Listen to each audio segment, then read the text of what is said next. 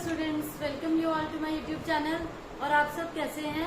Hope so आप सब बढ़िया होंगे। तो बच्चों, लास्ट क्लास में मैंने आपको अकाउंटिंग इक्वेशन का कॉन्सेप्ट क्लियर किया। अकाउंटिंग इक्वेशन में दोनों साइड्स का total after each and every step equal आना चाहिए। फाइन।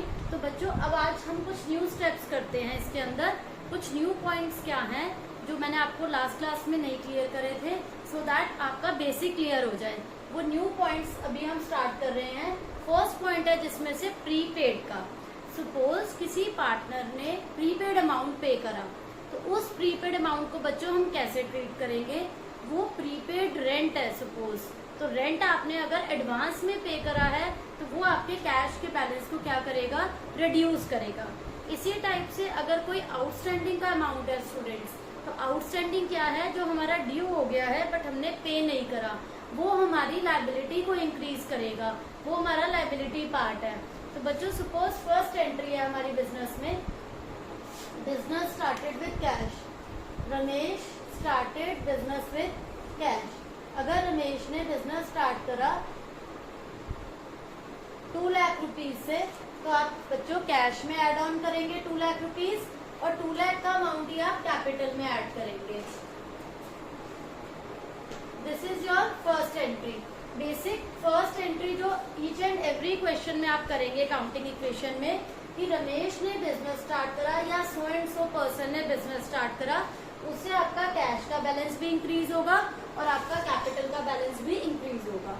इसके बाद बच्चों, सपोज नेक्स्ट पॉइंट आता है आपका, किसी पार्टनर ने रेंट पे करा in advance. Fine.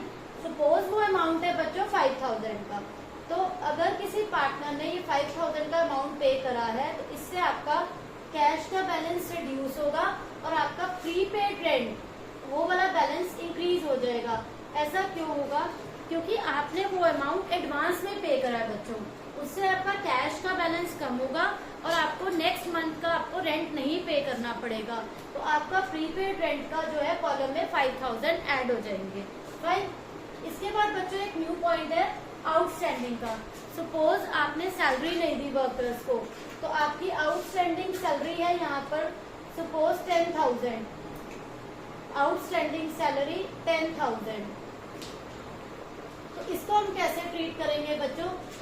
Outstanding salary है आपकी 10,000, तो वो अमाउंट आप इसका अलग से कॉलम खोलेंगे आउटस्टैंडिंग सैलरी का। ये आपकी लायबिलिटी है क्योंकि ये ड्यू हो चुका है बट आपने पे नहीं करा। ये आपके कैपिटल बैलेंस को इफेक्ट करेगी आउटस्टैंडिंग सैलरी। तो ये जो 10,000 है, आप इसमें से क्या करोगे स्टूडेंट्स? डिडक्ट करोगे। आउटस्टैंडिंग सैलरी को यहाँ पे हम कैपिटल में से डिडक्ट करेंगे। 10,000 आउटस्टैंडिंग सैलरी के कॉलम में आएगा।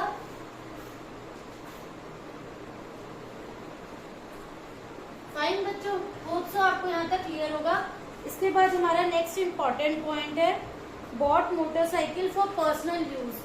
अगर किसी पार्टनर ने पर्सनल यूज के लिए कोई असेट परचेज करा है, पर्सनल यूज के लिए कोई भी असेट परचेज करा है, सपोज वो 50,000 का है, तो वो असेट जो है वो क्या करेगा? हमारे कैश बैलेंस को भी रिड्यूस करेगा और हमारी कैपिटल को भी रिड्यूस करेगा। पर्सनल यूज के लिए आप जो भी लेंगे वो आपके कैश को भी इफेक्ट करेगा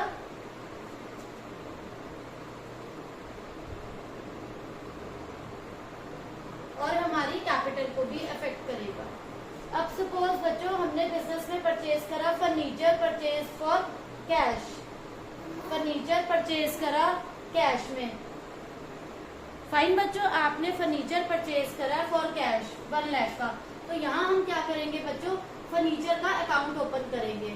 फर्नीचर में आप ऐड करेंगे बच्चों, सपोज है ये 1 लाख का, तो यहाँ हमारा फर्नीचर में ऐड हो जाएगा 1 लाख। और अगर हमने ये कैश में परचेज करा है, तो हम कैश में से रिड्यूस करेंगे 1 लाख, तो यहाँ हमारा कैश का बैलेंस आ जाएगा 45,000।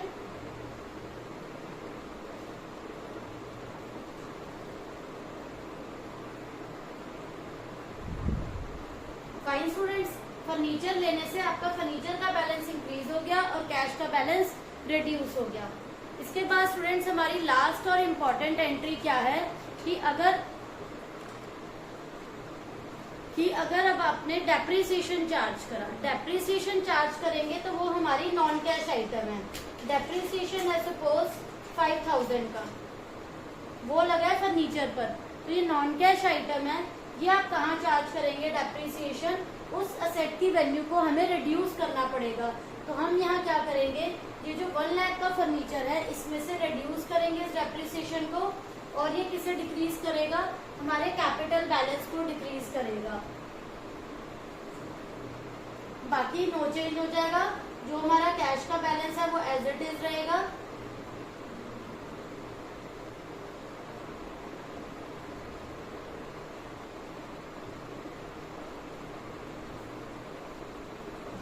यहाँ बच्चों हमारा टोटल क्या आ रहा है?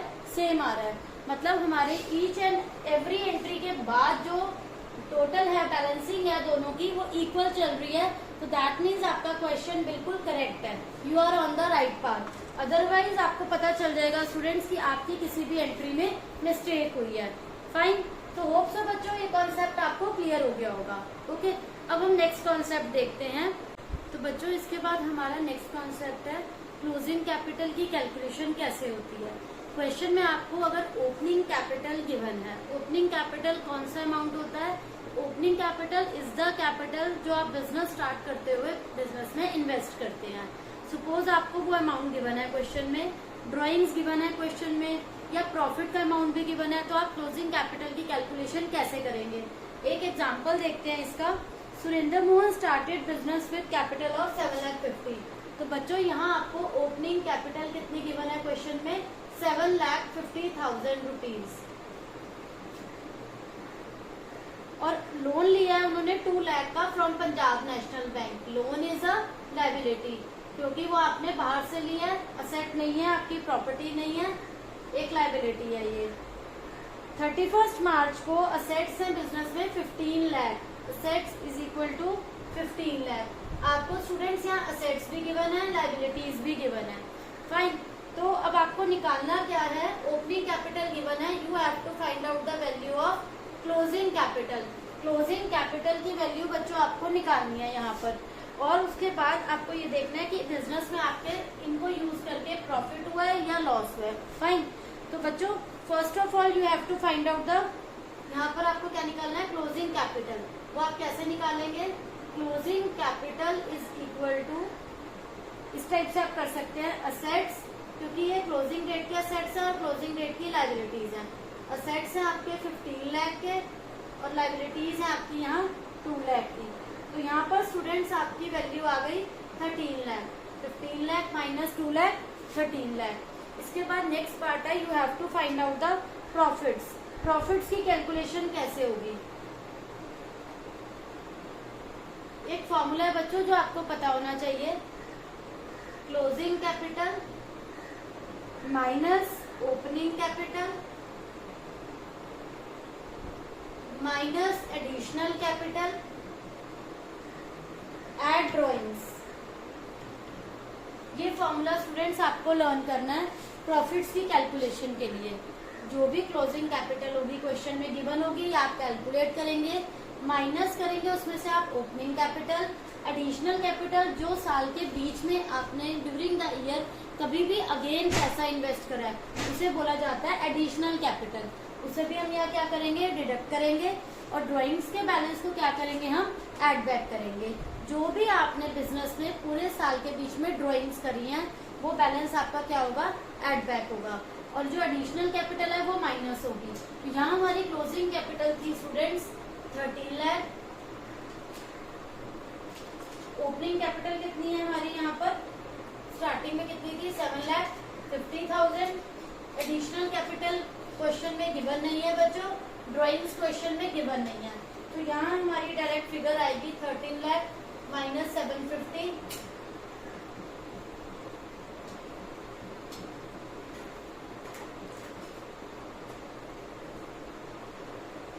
5,50,000 will be the profits of the firm. अगर जिस क्वेश्चन में आपको एडिशनल कैपिटल और ड्राइंग्स गिवन नहीं होंगी वहां आप कैलकुलेशन इस टाइप से करेंगे बच्चों। बट अगर इसी क्वेश्चन में अगर आपको मेंशन होता कि आपकी एडिशनल कैपिटल है 1,25,000। अगर आपको ये गिवन होता है एडिशनल कैपिटल 1,25,000 है और ड्राइंग्स हैं आपके 40,000, तो उस केस में आप क्या करेंगे बच्चों? उस केस में हम क्वेश्चन इस टाइप से सॉल्व करेंगे। 1,30,000 is the closing capital. Fine, यहाँ पर हमारी 13 लाख हमारी निकली थी क्लोजिंग कैपिटल। ड्राइंग्स है हमारे 40। ड्राइंग्स का बैलेंस क्या करोगे बच्चों? ऐड करोगे 13 लाख में। ओपनिंग कैपिटल है हमारी 7,50,000। Additional capital again deducted 1,25,000। तो 13 लाख प्लस 40,000 कितना हो जाएगा बच्चों? ये 1340,000 minus 8,75,000। Your answer will be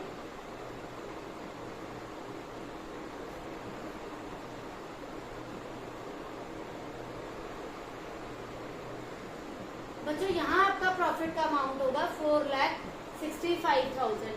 in both cases आपका प्रॉफिट स्टूडेंट्स डिफरेंट क्यों आ रहा है?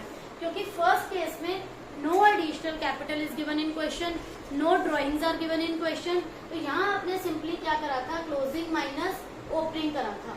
Otherwise if additional capital is given in question और drawings are given in question, तो आप उन्हें कैसे यूटिलाइज करेंगे?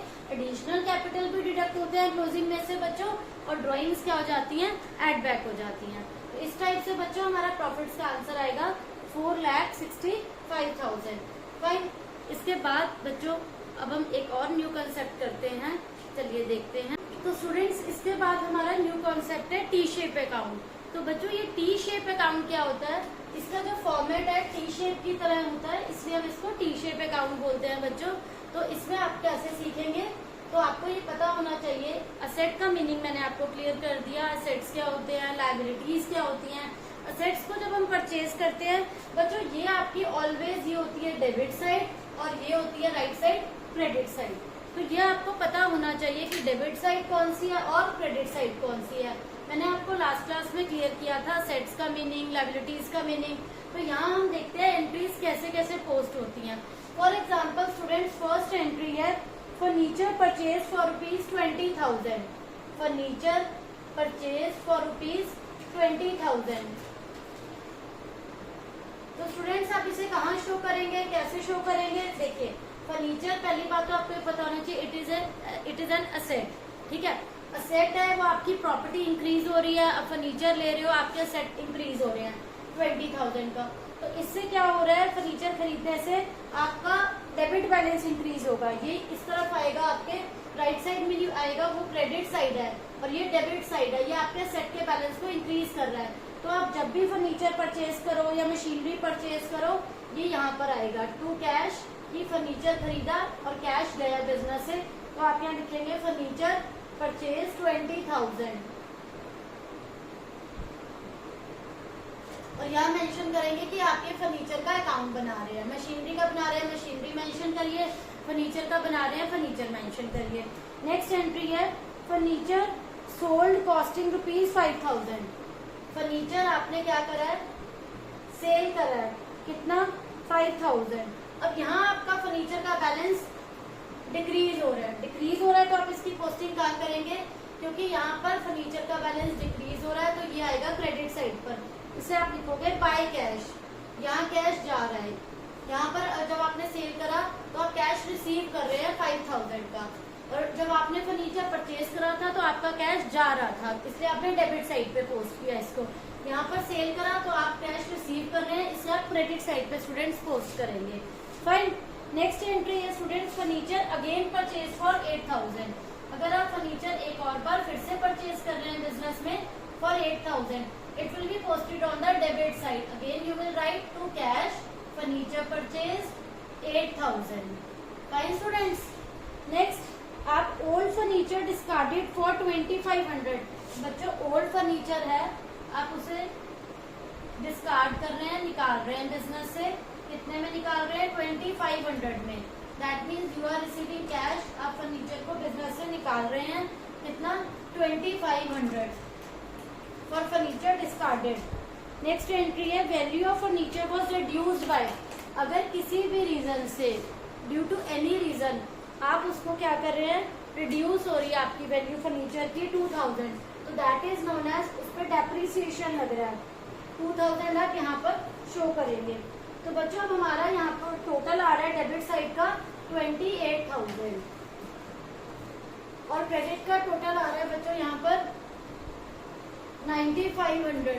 तो यहाँ हम बच्चों क्या करेंगे, इस साइड पर जिधर बैलेंस शॉर्ट होगा, यहाँ पर क्रेडिट का बैलेंस शॉर्ट है, आप यहाँ पर स्टूडेंट्स बैलेंसिंग दिखाइए 28,000 माइनस 9500,